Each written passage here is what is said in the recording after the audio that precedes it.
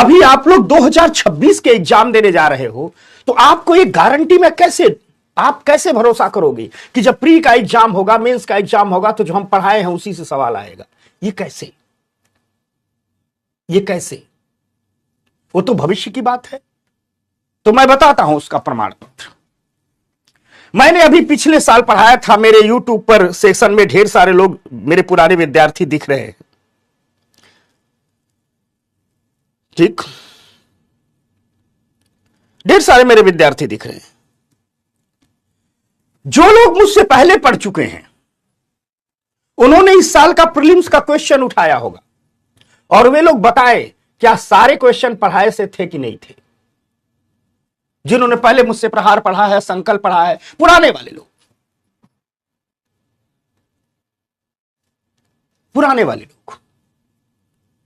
Paper उठा करके देखें। नए वालों तो छोड़ दे, मैं पुराने वाले की बात करता हूं। जो प्रहार में पढ़ाए थे, जो संकल्प में पढ़ाए थे, पूरे सिलेबस पढ़ाए थे, सिर्फ एक सवाल ऐसा था जो हमारे पढ़ाने से नहीं था, बाकी सारे वहीं से। और इतना ही नहीं, इकोनॉमी में हम हर साल क्या करते हैं, आने वाले साल भी करेंगे, एग्जाम के 15 दिन पहले, ठीक, हम क्या करते हैं, पूरी साल के जो बहुत इंपॉर्टेंट टॉपिक करंट के होते हैं उनका एक वीडियो बना करके डाल देते हैं अपने इसी PW1IAS के हिंदी के YouTube चैनल पर, ताकि जो हमारे पहले बैच के विद्यार्थी हो वो अपना करंट अपडेट कर ले। आप YouTube पर जाइएगा, इस साल का जो प्री एग्जाम हुआ उसके पहले का एक वीडियो मिलेगा, 1 वर्ष की अर्थव्यवस्था के करंट अफेयर्स का संकलन। सिर्फ 4 ही घंटे में हमने 1 साल का करंट अफेयर डाला था, हम बहुत लंबा नहीं डालते। और जितने इकोनॉमी के करंट अफेयर के सवाल थे, लाइन टू लाइन उसी वीडियो से टकराए थे। पुरानी बातें हैं, अब तो बदला नहीं जा सकता। आप डेट देखिएगा, इस बार के प्रीलिम्स एग्जाम के करीब 1 महीना पहले मैंने डाल दिया था, अपडेट देखिएगा। सीधे डिजिटल पेमेंट के सवाल, RBI के सरप्लस ट्रांसफर, सारे सब जो भी करंट के सवाल थे सब वहीं से थे, ठीक। यह मैं इसलिए बता रहा हूं ताकि आपको अपने भीतर कॉन्फिडेंस जागृत हो, ठीक, आत्मविश्वास जागृत हो। जो हमारे YouTube पर विद्यार्थी हैं उनसे एक बार संवाद करें। YouTube वाले विद्यार्थी बताएं, मोहम्मद याशिर, आकांक्षा शुक्ला, आकांक्षा मेरी बहुत पुरानी स्टूडेंट। आकांक्षा, तुमने क्वेश्चन मिलाया था? बताओ बिटिया। ममता, बता बिटिया, क्वेश्चन मिलाया था? ममता मेरा ख्याल भी बहुत रखती थी। बता बेटा। सुपर सिंह, धवन साहब, ठीक ना? तो अर्थात जितनी भी प्रामाणिक किताबें हैं, जितने भी प्रामाणिक सोर्स हैं, उन सब के कंटेंट को हम अपडेट करके आपको पढ़ाएंगे इस प्रहार 2026 में। पढ़ाने से बाहर नहीं आएगा, ये वादा है पहली क्लास के शुरुआत की। और आज ही वादा है, रिकॉर्ड करके रख लेना, जब एग्जाम होगा पेपर मिला के देख लेना, ठीक। समझ में आ गई बात? और ये क्लास इकोनॉमी की कंप्लीट क्लास है, पीटी, मेंस, इंटरव्यू तीनों में ये काम आएगी, ठीक। तो आज हम ये जो प्रहार बैच की इकोनॉमी शुरू करने जा रहे हैं, ठीक, ये इकोनॉमी एक पूरा का पूरा कंप्लीट पैकेज है, ठीक। इसमें आपके प्रीलिम्स है, इसे मैं आपको मेंस भी पढ़ाऊंगा, और इकोनॉमी के सारे कॉन्सेप्ट क्लियर हो जाएंगे, ताकि जब इंटरव्यू देने जाते हैं तो जो भी सवाल पूछे जाएंगे, इकोनॉमी से ही रिलेटेड अधिक सवाल रखते हैं, तो वो भी यहां से कंप्लीट हो जाएंगे। यानी हम एक ही बार में संपूर्ण इकोनॉमी को समझने की कोशिश करेंगे। समझ में आ गई बात? अब संपूर्ण इकोनॉमी को कैसे समझेंगे भाई? ठीक, प्री, मेन और साक्षात्कार। थोड़ा हिंदी भी लिखते चलो, प्री, मेन और साक्षात्कार तीनों में हो जाए संपूर्ण अर्थव्यवस्था। अब ऐसे कैसे होगा भाई? ठीक, संपूर्ण अर्थव्यवस्था। और जो भी हम इकोनॉमी पढ़ेंगे, हम आपको जो इकोनॉमी पढ़ाएंगे, ठीक, इसमें हम सबको एक पैकेज एक साथ अपडेट करके देंगे। इसमें एनसीईआरटी भी रहेगी, ठीक, इसमें इकोनॉमी की जितनी भी स्टैंडर्ड बुक है,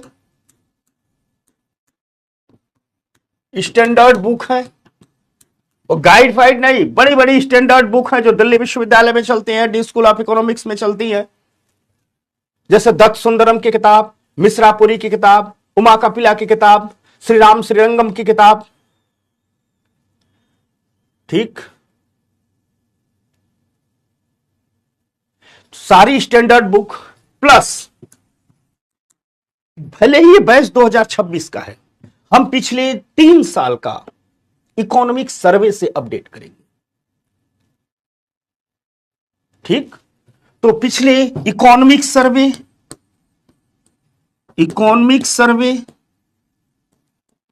last 3 year plus budget last 3 year,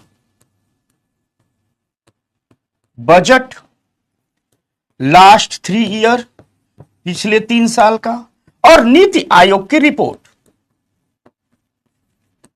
NITI Aayog report, यह भी पिछले 3 साल का, इन सब से हम अपडेट करेंगे।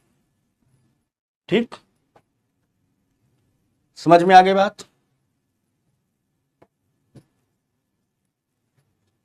खुशी करे सर मैंने इससे पहले इकोनॉमी नहीं पढ़ी है। भूल जाओ, आप लोगों ने इकोनॉमी पढ़ी या नहीं पढ़ी है, भूल जाओ, इकोनॉमी आ गई। ठीक, अब इसमें करेंगे क्या, हर टॉपिक, जैसे मान लो कोई भी छोटा टॉपिक पढ़ रहे हैं, तो छोटे टॉपिक पर यहां कहीं भी जितनी बातें होंगी सब आपको अपडेट करके पढ़ाएंगे। ठीक, समझ गए? एक हमारा विद्यार्थी है छोटू पटना वाला, ये सालू रानी के नाम, ये अपना लड़की बन गया, लड़का था ही लड़की बन गया, बताओ।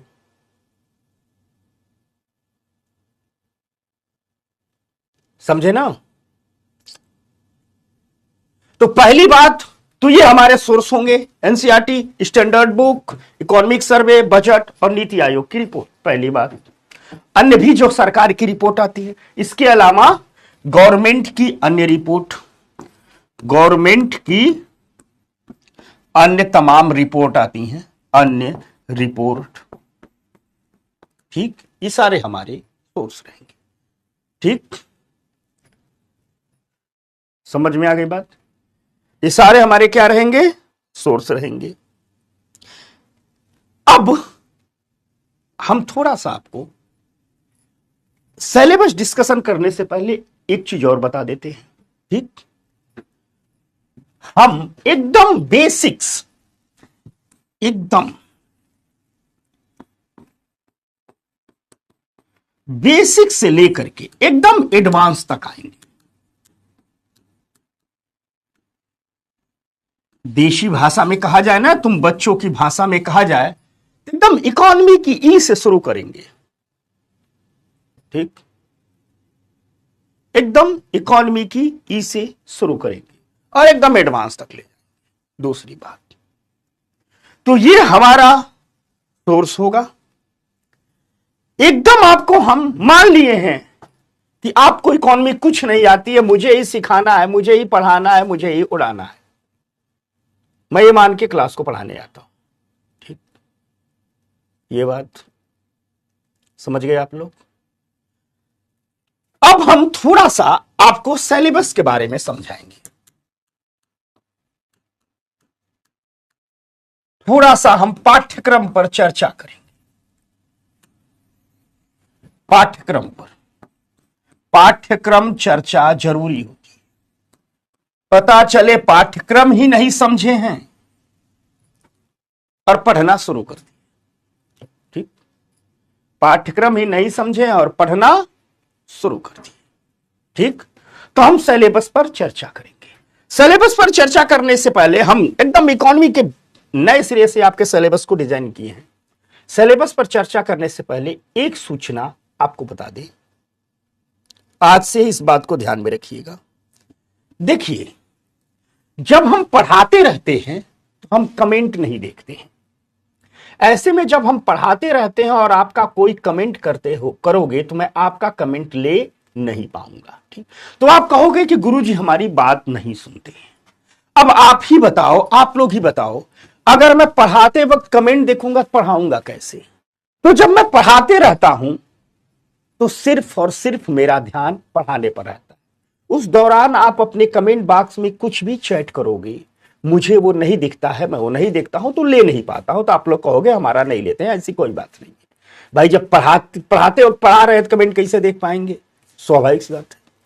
तो हम क्या करते हैं, छोटे छोटे टॉपिक में पढ़ाते रहते हैं और जब कोई टॉपिक खत्म हो जाता है तो फिर आपके कमेंट बॉक्स को देखते हैं, पूछते हैं समझ में आया कि नहीं आया, डाउट रह गया कि नहीं रह गया, कुछ पूछना हो तो पूछ लो। 2 बार नहीं, 4 बार नहीं, 10 बार कहोगे समझा देंगे।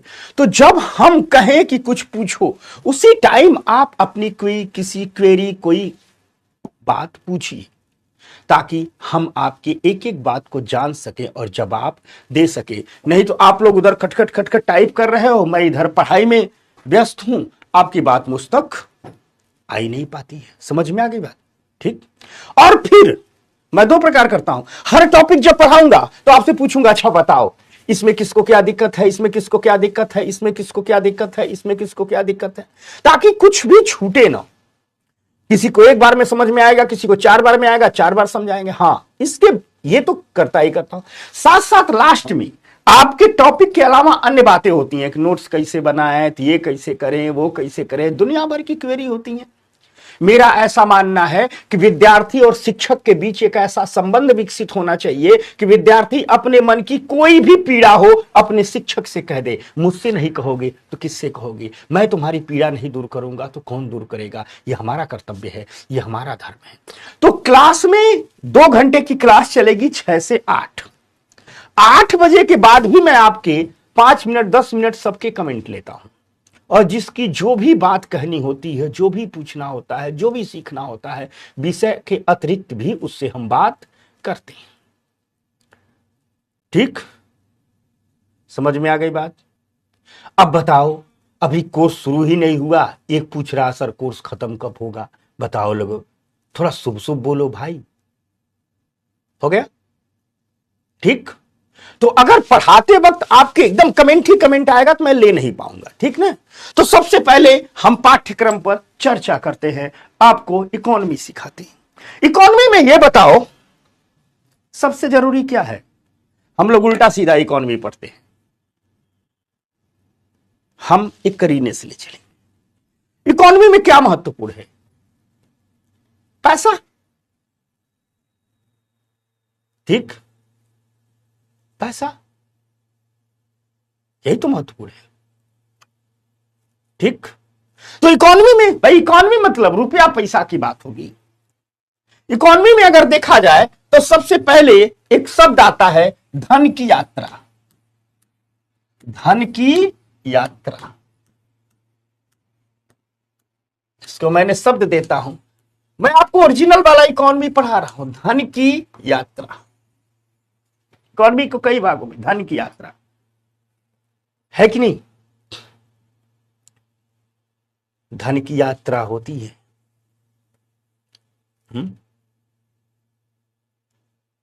आप तक पैसा आता है। कैसे आता है पैसा आप तक? कैसे आता है पैसा आप तक? बताओ ना। जो पैसा चलता है वो आप तक कैसे आता है? क्यों नहीं? तो अगर अपने देश में देखा जाए तो धन की यात्रा 3 तरीकों से होती है। पैसा छपता कहां है? पैसा छपता कहां? आरबीआई में। तो पहले टॉपिक हम पढ़ेंगे आरबीआई। और आरबीआई जो पैसा छाप करके हमारे पास लाती है, उसके लिए आरबीआई एक नीति बनाती है जिसे कहते हैं मौद्रिक नीति। यानी आरबीआई मौद्रिक नीतियों के माध्यम से पैसा लाती है। तो हम पहला ही टॉपिक पढ़ेंगे, आरबीआई और मौद्रिक नीति। आरबीआई और मौद्रिक नीति,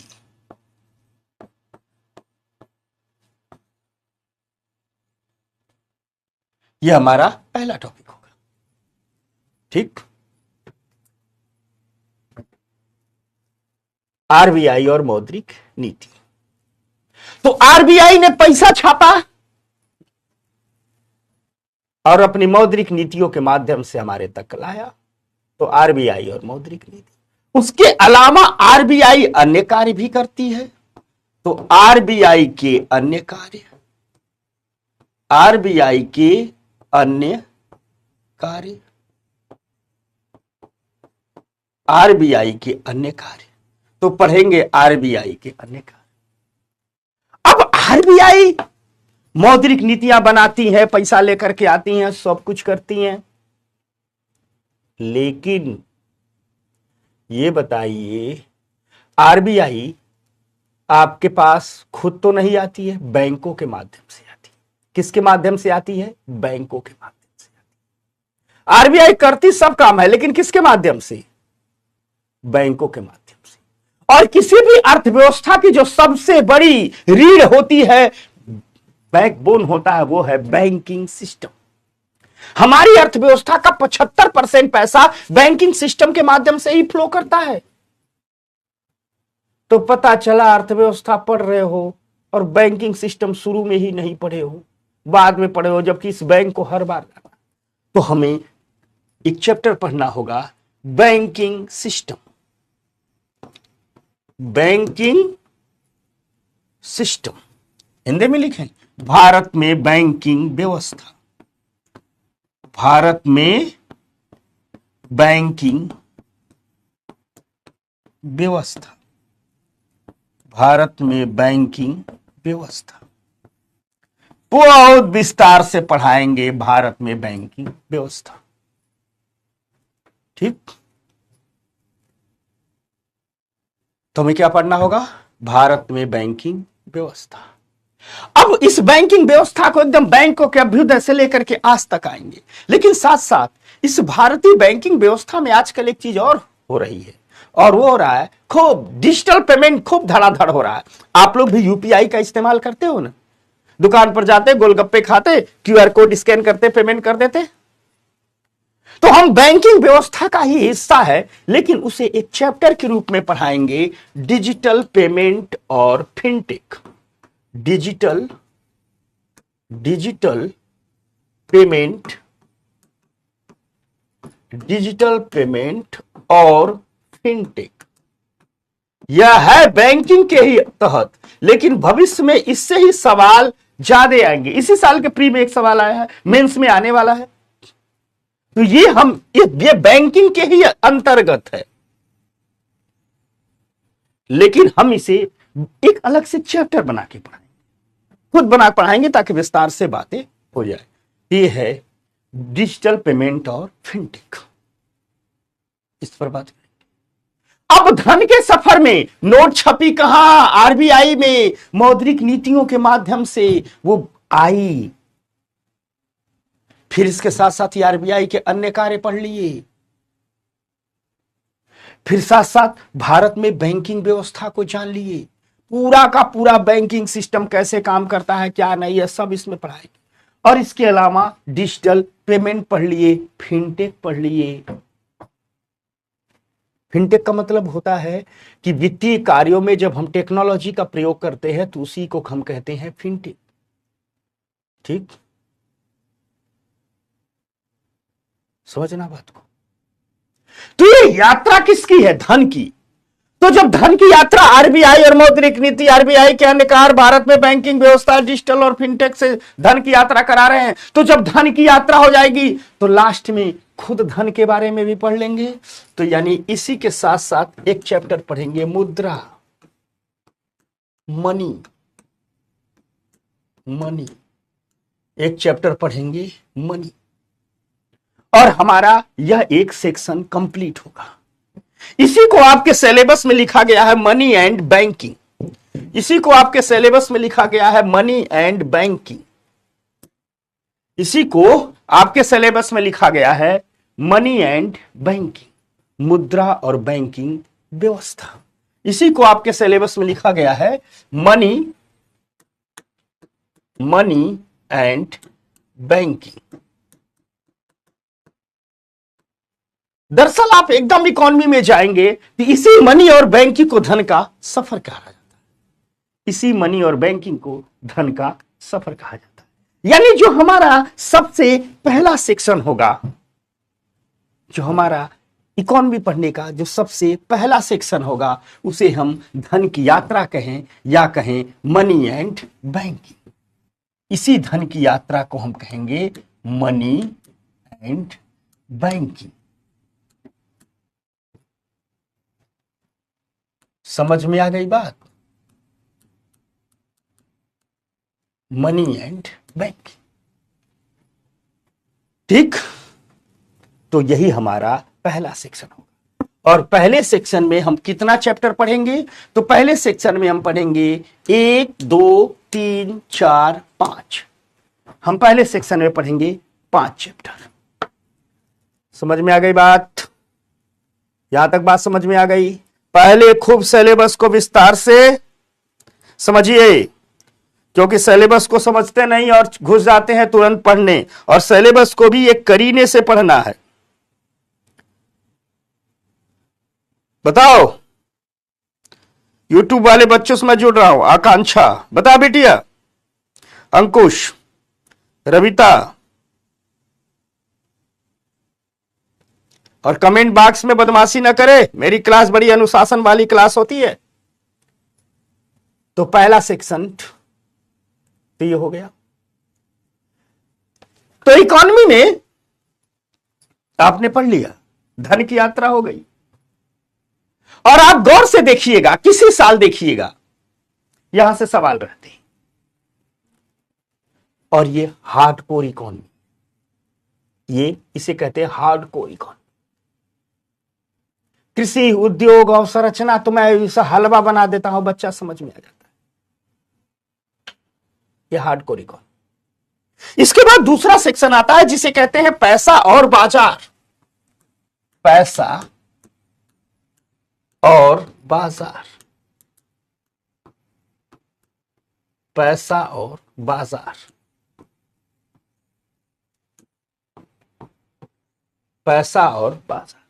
आपको पता है, आप लोगों ने तो बाजार देखा है, सब्जी का बाजार, अनाज का बाजार, जूते का बाजार, कपड़े का बाजार, नहीं देखा है ना? लेकिन एक बाजार ऐसा भी होता है जहां पैसा खरीदा और बेचा जाता है। पैसा ही खरीदते हैं, पैसा ही बेचते हैं।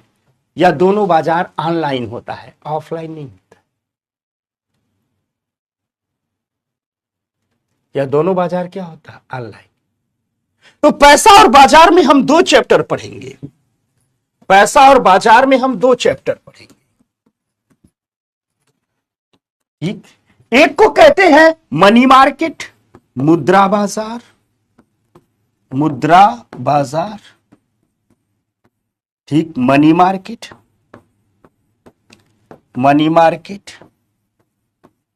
ठीक, एक को कहते हैं मुद्रा बाजार, मनी मार्केट, और दूसरे को हम कहते हैं पूंजी बाजार।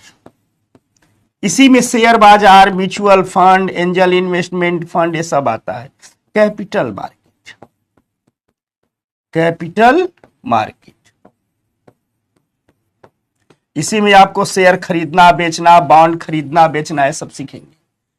ठीक, इस मुद्रा बाजार में आप टी बिल पढ़ेंगे, कमर्शियल बिल पढ़ेंगे, कॉल मनी मार्केट पढ़ेंगे, सर्टिफिकेट ऑफ डिपॉजिट्स पढ़ेंगे। यही सब तो इकोनॉमी की कठिन चीजें है, इसे मैं पहले ही समझा दूंगा आपको। ठीक,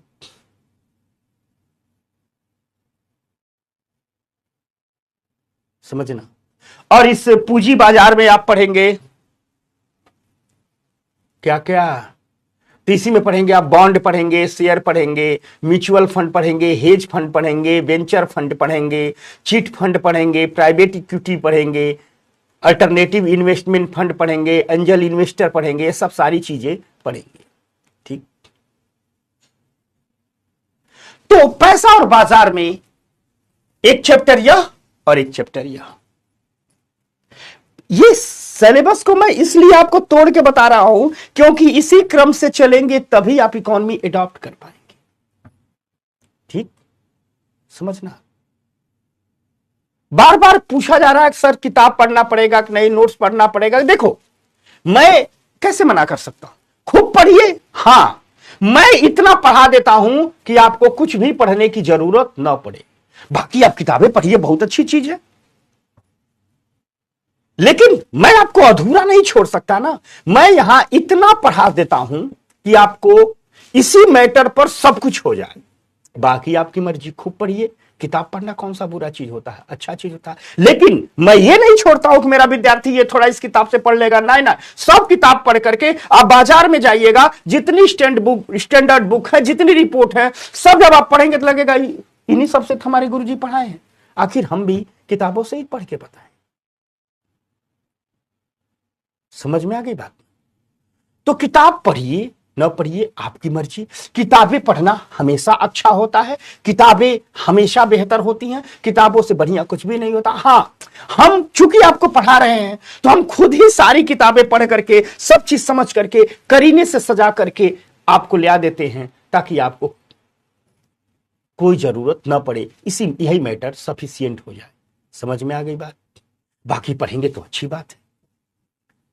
ठीक, क्लियर हो गया? तो पैसा और बाजार, ये हमारा दूसरा चैप्टर है। अब देखो सजा कैसे रहे।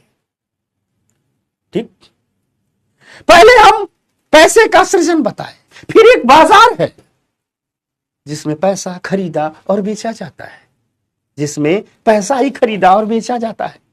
आपको पता है इस बाजार के बारे में हर साल इस बाजार से सवाल पूछता है, और ये सब टेक्निकल चीजें हैं। अधिकतर लोग इन टेक्निकल चीजों को बाद में पढ़ते पढ़ाते हैं।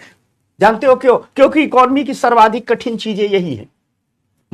लेकिन हम इन्हें सबसे पहले पढ़ाते हैं क्योंकि हमारा मानना है अगर इन चीजों को हम विद्यार्थी को सिखा ना पाए तो फिर कहां है कि शिक्षक, फिर किस बात के शिक्षक। ठीक,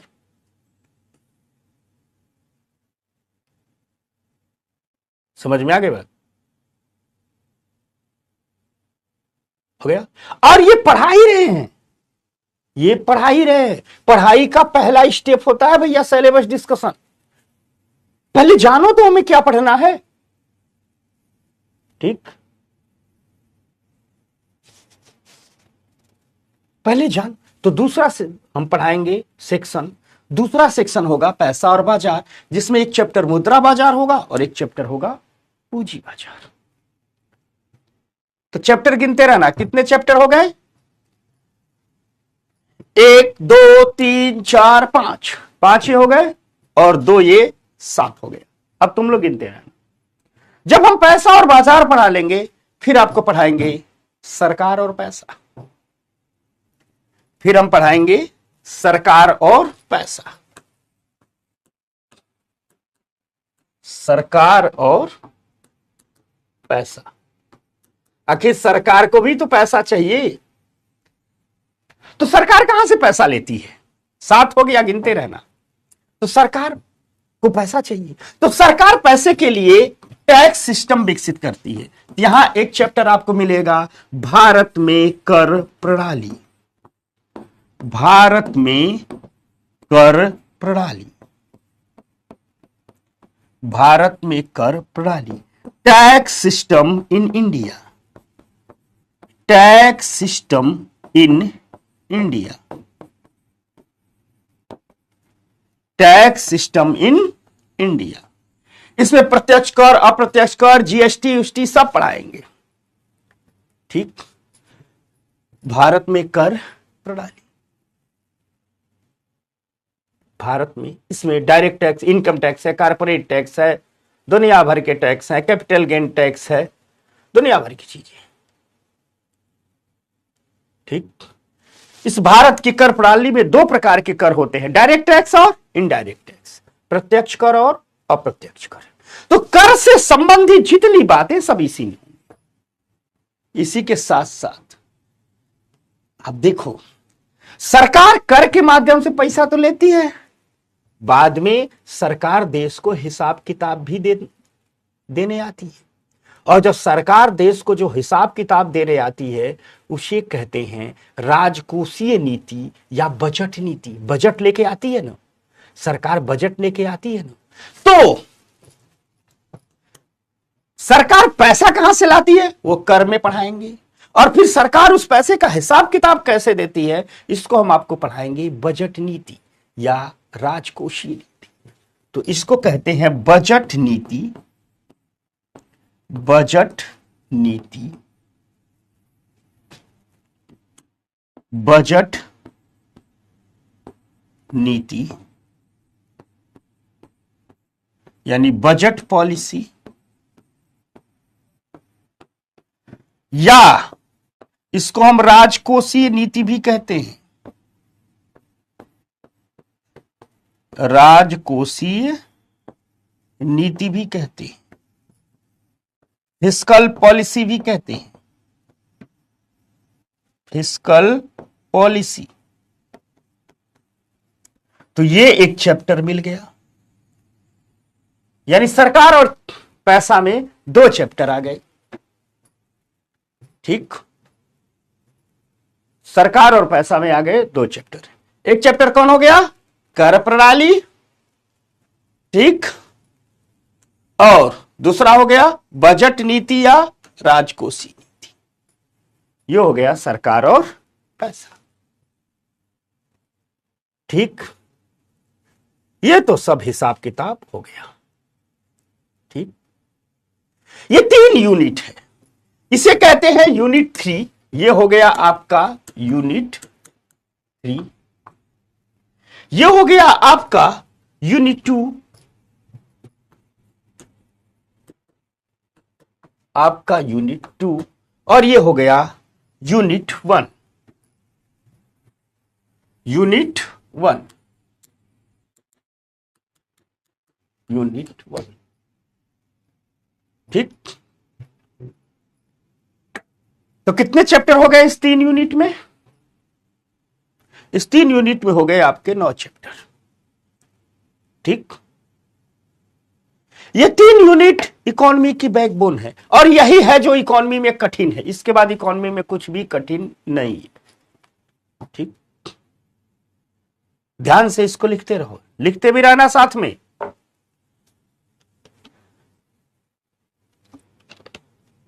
आपको दिखना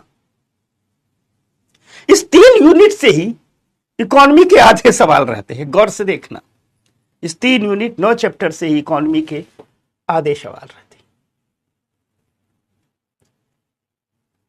अब देख लीजिएगा, आरबीआई मौद्रिक नीतियों से, आरबीआई के अन्य कार्यों से, बैंकिंग व्यवस्था से, डिजिटल पेमेंट से, मनी से, पैसा और बाजार में मुद्रा बाजार, पूंजी बाजार, सरकार और पैसा में कर प्रणाली, बजट नीति या राजकोषीय नीति, इनसे आधे सवाल। इन तीनों यूनिट को टेक्निकल इकोनॉमी भी कहा जाता है, तकनीकी अर्थव्यवस्था भी कहा जाता है। यानी ये इकोनॉमी की वो सेक्शन है जो टेक्निकल है, जो मैथ्स की तरह। ठीक, यानी इन्हीं यूनिट 1 और यूनिट अगर हम इसी को कहें, इन तीनों को एक साथ तकनीकी अर्थव्यवस्था भी कहा जाता है, अर्थव्यवस्था भी कहा जाता है, टेक्निकल इकोनॉमी भी कहा जाता है।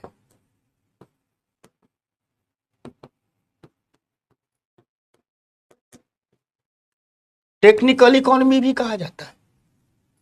तो टेक्निकल इकोनॉमी में कितने चैप्टर हो गए? इस टेक्निकल इकोनॉमी में क्या क्या शामिल है? मुद्रा और बैंकिंग, मुद्रा और बैंकिंग वाला पूरा का पूरा। इसमें कितने चैप्टर थे? 5। सरकार और पैसा, नहीं, पैसा और बाजार, पैसा और बाजार यूनिट 2, या ऐसे लिख दे यूनिट 1, ऐसे लिख दे, शॉर्टकट में सब तो लिखें। इस तकनीकी अर्थव्यवस्था में क्या क्या शामिल है? यूनिट 1, यूनिट 2,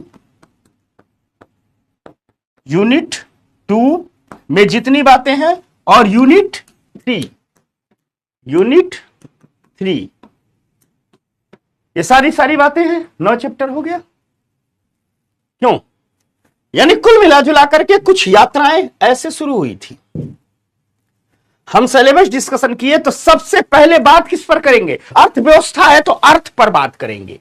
अर्थव्यवस्था का मतलब क्या होता है? अर्थ की व्यवस्था। अर्थ की व्यवस्था, अर्थव्यवस्था का तो मतलब होता है यही ना होता है, अर्थ की व्यवस्था। अर्थ की व्यवस्था को अर्थव्यवस्था कहते हैं। तो अर्थ की व्यवस्था में पहले अर्थ पर जानिए। और आज की दुनिया में जो अर्थ की यात्रा है, धन की यात्रा है, वह संस्थाओं के माध्यम से होती है, नीतियों के माध्यम से होती है। और जो संस्था है वो आरबीआई है, और जो नीति है वो मौद्रिक नीति। किसके माध्यम से पैसा चल के हमारे पास आता है? तो वह है बैंकिंग व्यवस्था। क्योंकि नए जमाने में पूरे के पूरे पैसे की यात्रा को डिजिटल कर दिया गया है। आपके खाते में पैसा तुरंत मोबाइल से ट्रांसफर हो जाता है। इसीलिए हमने लिखा है डिजिटल पेमेंट और फिनटेक। और खुद धन के बारे में पढ़ना है, मुद्रा के बारे में पढ़ना। समझ गए? अंकुश नागर कह रहा है सर क्लास 12 से हूं, तो टेंशन मत ले भाई अंकुश।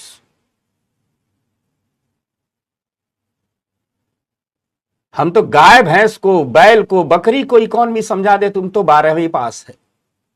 कोई भी व्यक्ति अगर सिर्फ साक्षर हो और बहुत सही मन से, स्वस्थ मन से मेरी क्लास में आए, मैं उसे इकोनॉमी सिखाने का दम रखता हूं, दावा करता हूं। और उसका एकमात्र कारण है मैं बहुत दिल से अपने विद्यार्थियों को पढ़ाता हूं।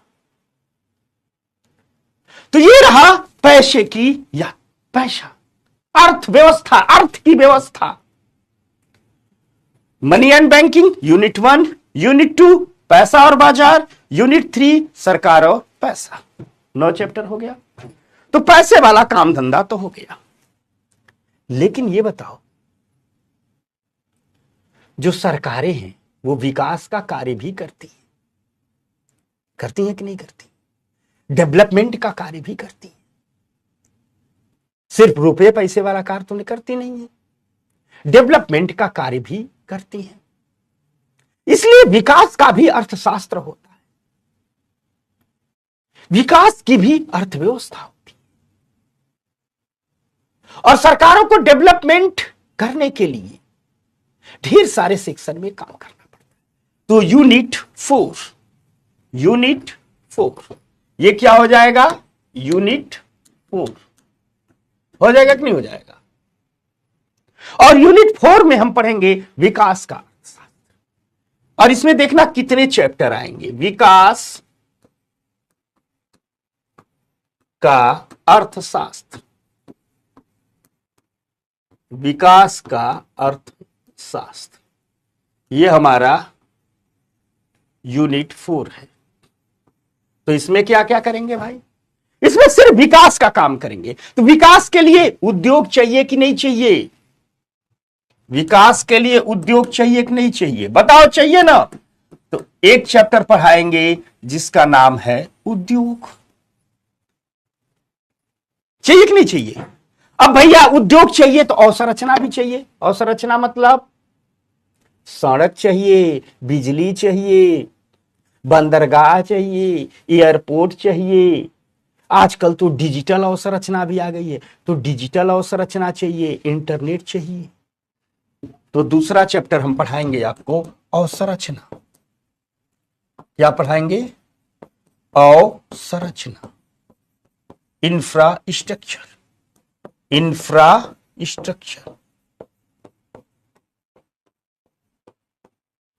जिसमें दूसरा चैप्टर हो गया आपका अवसंरचना। तो उद्योग पढ़ेंगे, फिर अवसंरचना पढ़ेंगे, ठीक? तभी तो विकास होगा भैया। अब लेकिन सरकारों के सामने एक दिक्कत है कि जितना पैसा टैक्स से उनके पास आया है, उतने ही पैसे से उद्योग अवसंरचना का काम नहीं चल पाता है। तो सरकार कहती है कि थोड़ा हम कुछ ऐसा जुगाड़ लाए कि प्राइवेट सेक्टर भी आए, उद्योगीकरण करे, अवसंरचना में काम करे। और इसके लिए सरकार विकास की धारा को आगे बढ़ाने के लिए लेकर के आती है निवेश मॉडल। Investment model. आपके मुख्य परीक्षा के पाठ्यक्रम में लिखा गया है निवेश मॉडल। हर साल प्री में एक दो सवाल आ रहा है निवेश मॉडल से। तो विकास के लिए तीसरा चाहिए, वो क्या चाहिए? निवेश मॉडल। तो हम पढ़ाएंगे निवेश मॉडल, इन्वेस्टमेंट मॉडल।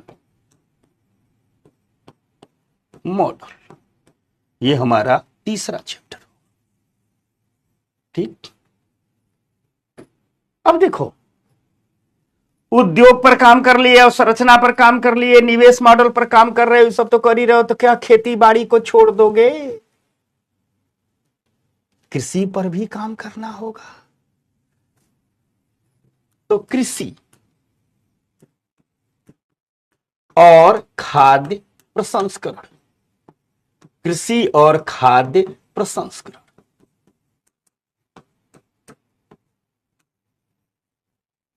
कृषि को पढ़ना होगा। पढ़ना एक नहीं होगा, कृषि को पढ़ना होगा। तो एक चैप्टर आ जाएगा कृषि। अब जब कृषि पढ़ोगे तो भारत में भूमि सुधार को भी जानना होगा। तो एक चैप्टर आ जाएगा भूमि सुधार। कृषि से भूमि सुधार जुड़ा हुआ है। ठीक।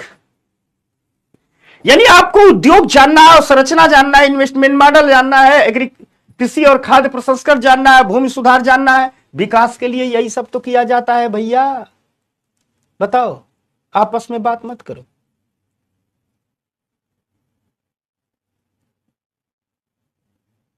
ठीक, बताओ। ठीक। अच्छा अभी मैं यूट्यूब पर प्रांसी को मैंने वादा किया था गुड़ वाली चॉकलेट देने का। सावन में मैं आऊंगा। प्रांसी रुड़की की रहने वाली, रुड़की की है ना बिटिया? ठीक।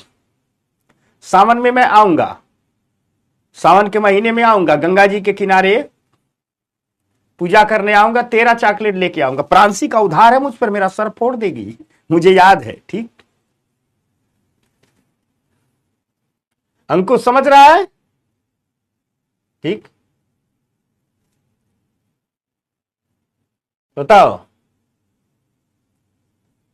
अच्छा, कि धवन साहब कह रहे हमको ही बोला था।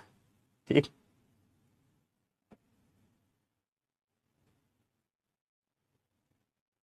हो गया। अन्या कह रहे सर गोरखपुर कब आ रहे हो? तो मेरा घर है इस बार रक्षाबंधन में। ठीक। अच्छा, गौरव कह रहा हमें कब दोगे चॉकलेट? अरे सबको, तुम लोगों के लिए, सबके लिए स्पेशल गिफ्ट है। ठीक है, हाँ स्पेशल गिफ्ट है। अब इधर आजा, इधर आजा सब लोग, लड़ाई नहीं। तो विकास डेवलपमेंट करना है तो किसको पढ़ना होगा भैया? उद्योग को, अवसंरचना को, इन्वेस्टमेंट को, कृषि और खाद्य प्रसंस्करण को, भूमि सुधार को। होप करना होगा कि नहीं करना होगा? कभी जिंदगी में आज तक इकोनॉमी के सिलेबस को इस तरह से नहीं समझा होगा आप लोगों ने। विस्तार से समझा रहा हूं, क्योंकि जब तक पाठ्यक्रम नहीं समझोगे तब तक पढ़ोगे कैसे?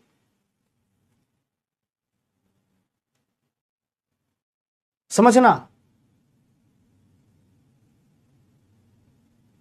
बोलो।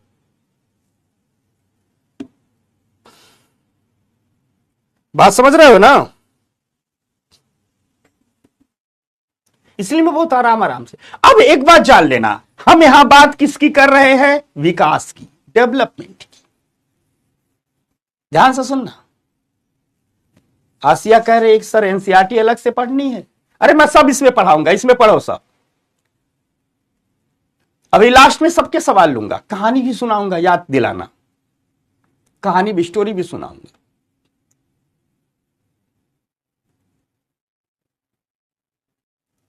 अब एक बात और, किसी भी देश को डेवलपमेंट करना हो तो क्या करता है?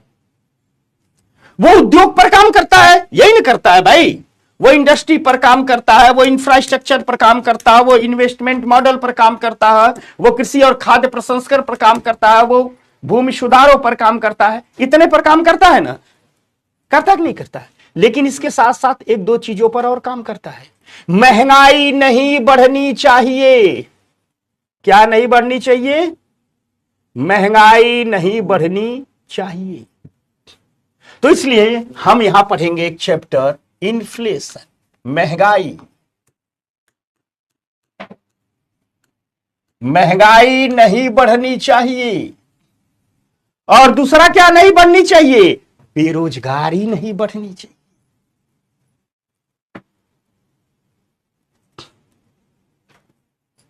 महंगाई भी नहीं बढ़नी चाहिए और बेरोजगारी भी नहीं बढ़नी चाहिए।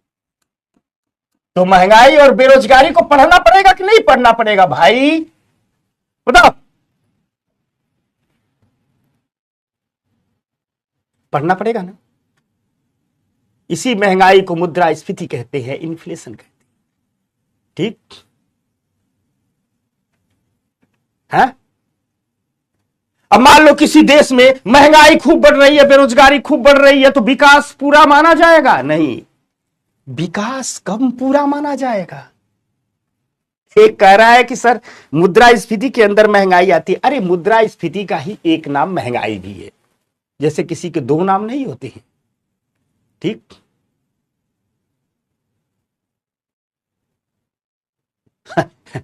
नंदिनी करे सर दोनों ही बढ़ रही। एक हमारी बिटिया है बहुत सीधी सीधी सी, श्रेया, अभी कहीं दिखी थी, कहां गई? बहुत सीधी शान से रहती। बताओ, यानी अगर किसी देश को विकास करना हो, विकास का मतलब क्या है? आर्थिक विकास। किसी सीधी सी भाषा में जान लो, हम कहते हैं किसी, मान लो किसी व्यक्ति का विकास करना हो तो क्या दे दो? पैसा दे दो, खुदे विकास हो गया कि नहीं हो गया? क्यों? आजा इधर। मान लो तो किसी का विकास करना, पैसा दे दो, विकास हो गया? नहीं। किसी देश को विकास करना हो तो क्या क्या करना होगा? देखो, यूपीएससी का सिलेबस बहुत करीने से बनाया गया है, क्योंकि यूपीएससी जानती है कि जिन लोगों को हम चुन के ला रहे हैं, भविष्य में उन्हीं के माध्यम से देश का विकास होगा। और बिना पाठ्यक्रम समझे हुए आगे यूपीएससी की तैयारी करनी, पढ़े जा रहे हैं, सिलेबस ही नहीं पता है। ठीक है कि नहीं?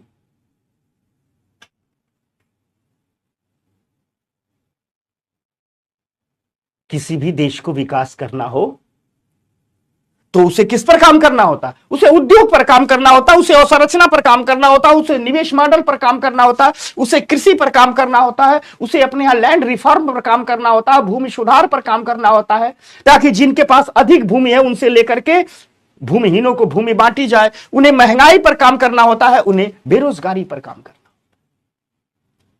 इनमें से एक भी छूट गया, सुरक्षा चक्र छूट गया। उद्योग न विकसित करो, देश नहीं विकसित होगा। अवसंरचना न विकसित करो, देश नहीं विकसित होगा। निवेश मॉडल पर काम नहीं करो, प्राइवेट सेक्टर डेवलप ही नहीं होगा। एग्रीकल्चर पर काम मत करो, किसान बहुत पीछे रह जाएगा। लैंड रिफॉर्म पर काम मत करो, देखो गड़बड़ हो जाएगा सब। महंगाई कंट्रोल मत कीजिए, सारा विकास धरा का धरा रह जाएगा। बेरोजगारी मत कंट्रोल कीजिए, संभव ही नहीं है विकास की यात्रा आगे चल पाए। ठीक, समझ में आ गई बात? कुछ लोग पूछ रहे हैं भूमि सुधार में कौन से टॉपिक है। जब भूमि सुधार पढ़ाएंगे बताएंगे, इसमें जमींदारी उन्मूलन इत्यादि बहुत कुछ है। तो यूनिट 4 में कितने चैप्टर हो गए? यूनिट 4 में चैप्टर हो गए कितने? 1 2 3 4 5 6 7, यानी यूनिट 4 में कितने चैप्टर हो गए? 7 चैप्टर। कुल कितने हो गए? कुल कितने हो गए बताओ? कुल कितने हो गए? 7 हो गए यूनिट 4 में। ठीक, यूनिट 3 में हो गए कितने चैप्टर? 2 चैप्टर। तो 7 2 9 हो गए। यूनिट 2 में हो गए 2 चैप्टर, यहां भी हो गए 2 चैप्टर। 9 2 11 हो गए। यहां हो गए यूनिट 1 में कितने हैं? यूनिट 1 में है 5 चैप्टर। 11 5 16, कुल 16 चैप्टर अब तक हो गए। वाह, हाँ तुम लोग गिनते हो, मुझे मत परेशान करो। तो विकास का अर्थशास्त्र समझ गए।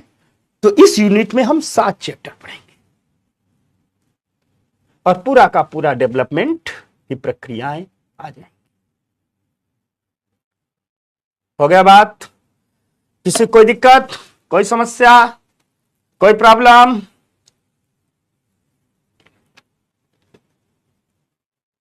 सोलह हो गए। अब आ जाओ, आगे बढ़ते हैं। हर देश की जिम्मेदारी होती है कि वह लोगों का कल्याण करे। क्या करे? कल्याण करे। जिम्मेदारी होती है कि नहीं होती है? वेलफेयर करे। आप पॉलिटी में प्रियम्बल है, प्रस्तावना है, उसमें लिखा गया है वी आर वेलफेयर नेशन, हम एक लोक कल्याणकारी राष्ट्र हैं, है कि नहीं? हम एक लोक कल्याणकारी राष्ट्र हैं। वी आर वेलफेयर नेशन, कल्याण करिए। दुनिया का हर देश ये दावा करता है, और जो लोकतांत्रिक देश हैं तो वो तो और ठोक ठोक के, ढोल बजा बजा के दावा करते हैं। भारत भी दावा करता है और है भी कि वी आर वेलफेयर नेशन, हम एक कल्याणकारी राष्ट्र हैं। ठीक, हम एक कल्याणकारी राष्ट्र हैं। तो कल्याण करना होगा। तो कल्याण अर्थव्यवस्था को वेलफेयर मोड पर ले जाना होगा।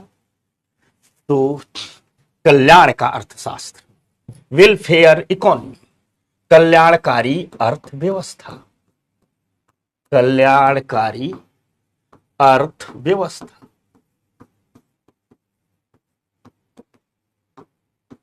Welfare economy, welfare economy. तो कल्याण करना होगा। तो कल्याण करना होगा तो क्या करना होगा? कल्याण करना होगा तो क्या करना होगा? तो सबसे पहले गरीबी को हटाना होगा। तो आ जाओ, गरीबी पर बात करें। नहीं, इसमें सबसे पहले कल्याणकारी अर्थव्यवस्था में 2-3 काम करना होगा। ठीक, पहले क्या करना होगा? गरीबी पर बात करनी होगी, गरीबी को हटाना होगा। और उसके पहले एक और काम, ठीक, इसको उल्टा कर देते हैं। सबसे पहले नहीं, यही रहने देते हैं, गरीबी को हटाना होगा।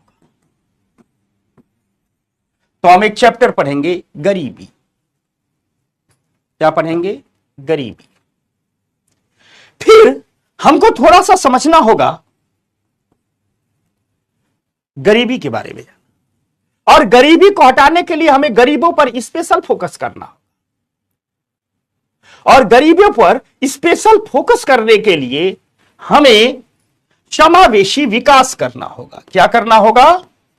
समावेशी विकास करना होगा। समावेशी विकास करना होगा। समावेशी विकास करना।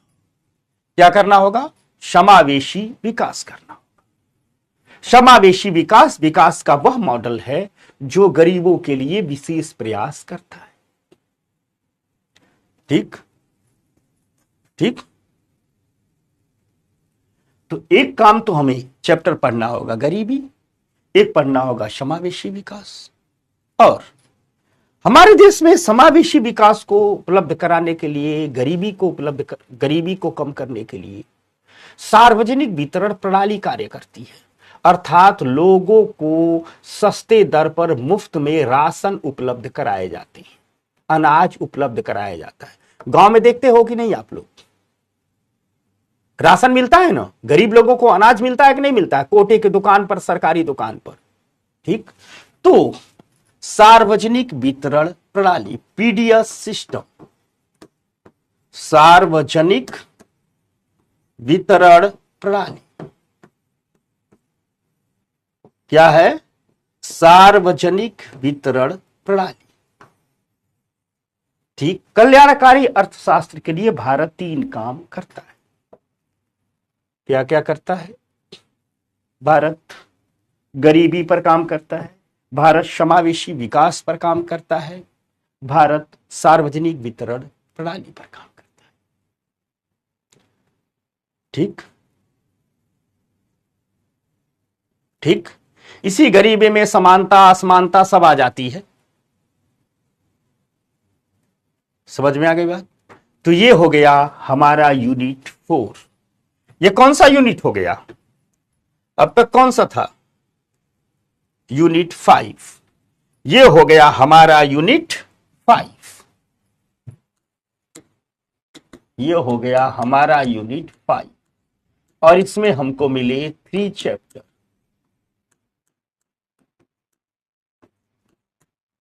3 चैप्टर बताइए। ठीक,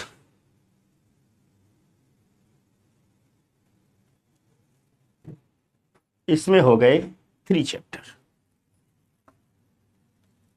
कुल चैप्टर कितने हो गए? 19 हो गए।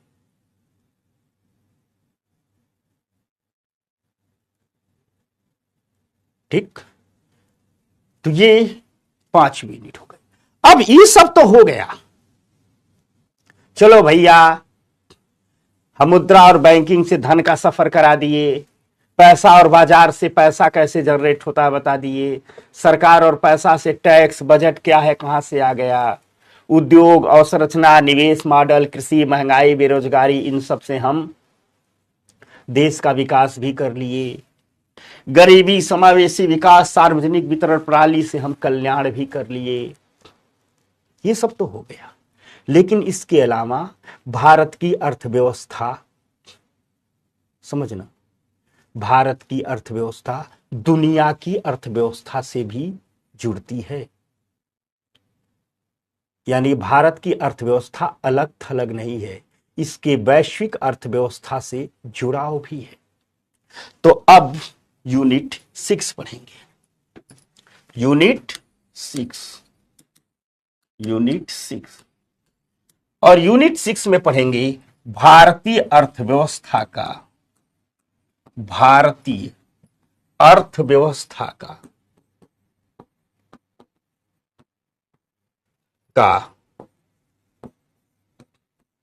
भारतीय अर्थव्यवस्था का वैश्विक अर्थव्यवस्था से जुड़ाव। भारतीय अर्थव्यवस्था का वैश्विक अर्थव्यवस्था से जुड़ाव। यानी भारतीय अर्थव्यवस्था कैसे कैसे वैश्विक अर्थव्यवस्था से जुड़ती है। ठीक, यह हमारा यूनिट होगा, यूनिट 6, भारतीय अर्थव्यवस्था का वैश्विक अर्थव्यवस्था से जुड़ाव। तो भारतीय अर्थव्यवस्था का वैश्विक अर्थव्यवस्था से जुड़ाव के लिए क्या करेंगे भाई? सबसे पहले भारत में 1991 में आर्थिक सुधार लाए गए थे और 1991 के आर्थिक सुधारों से ही भारतीय अर्थव्यवस्था विश्व अर्थव्यवस्था से जुड़ी थी। इसलिए हम एक चैप्टर पढ़ेंगे, इकोनॉमिक रिफॉर्म 1991। ठीक, आर्थिक सुधार, आर्थिक सुधार, आर्थिक सुधार 1991। तो हम एक चैप्टर पढ़ेंगे 1991 के आर्थिक सुधार। ठीक,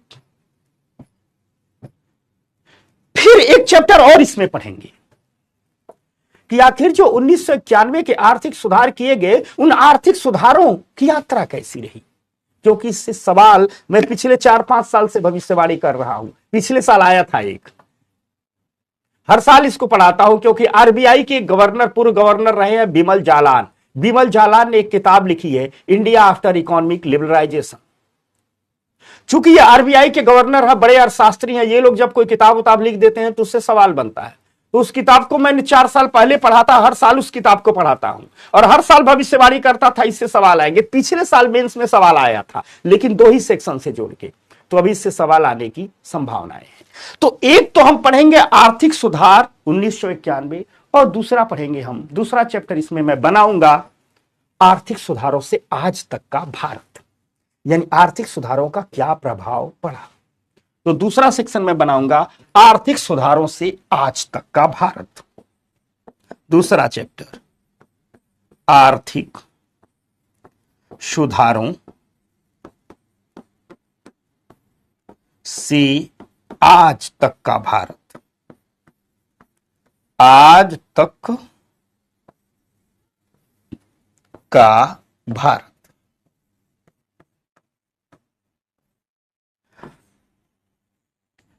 आर्थिक सुधारों से आज तक का भारत, दूसरा चैप्टर ये हो गया। ठीक, अब तीसरा चैप्टर हम पढ़ेंगे भुगतान संतुलन। इसमें भारत का दुनिया भर के साथ क्या लेन देन है उसका हिसाब करेंगे। भुगतान संतुलन, इसको कहते हैं balance of payment, balance of payment, भुगतान संतुलन। क्या पढ़ेंगे? भुगतान संतुलन। और इसके साथ चौथा चैप्टर इसमें पढ़ेंगे विनिमय दर, विनिमय दर और रुपए का अंतर्राष्ट्रीयकरण, रुपए का अंतर्राष्ट्रीयकरण, विनिमय दर और रुपए का अंतर्राष्ट्रीयकरण। ये 4 चैप्टर होंगे यूनिट 6 में। तो यूनिट 6 में क्या हो गए? कितने चैप्टर हो गए? 4th chapter. यूनिट 6 में हो गए 4th चैप्टर। यानी इस यूनिट 6 में हम भारत की अर्थव्यवस्था के, वैश्विक अर्थव्यवस्था के जुड़ाव को पढ़ेंगे। इसमें पढ़ेंगे पूरा भारत क्या आयात करता है, क्या निर्यात करता है, क्या खरीदता है, क्या बेचता है, ये सब पढ़ेंगे। समझ में आ गई बात? भुगतान संतुलन, बैलेंस पेमेंट, विनिमय दर, रुपए का अंतर्राष्ट्रीयकरण। कितने चैप्टर हो गए? कुल 23। अब ये और है। अब यहां तक तो पढ़ लिए। ठीक, भारतीय अर्थव्यवस्था का वैश्विक अर्थव्यवस्था से जुड़ाव, चलो भैया यहां तक तो पढ़ लिए। समझ में आ गई बात?